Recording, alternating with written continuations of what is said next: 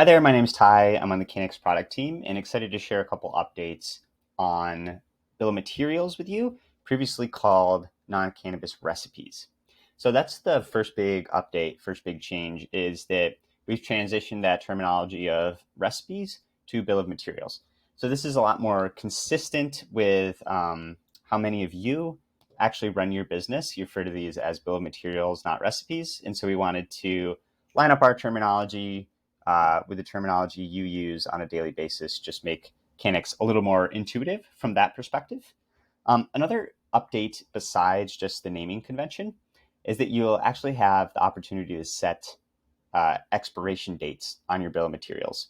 So say that you, for example, you know that you're moving to a new bill of materials for a specific item starting in Q3.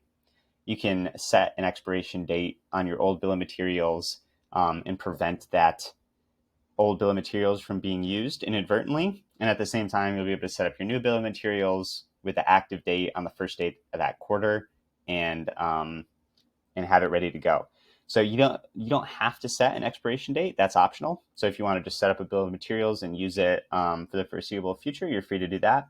But when you know there's a change coming, you also have the flexibility to set up that expiration date just to make sure that nobody's accidentally using the incorrect bill of materials.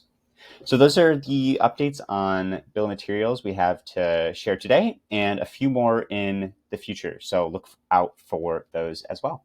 Thanks.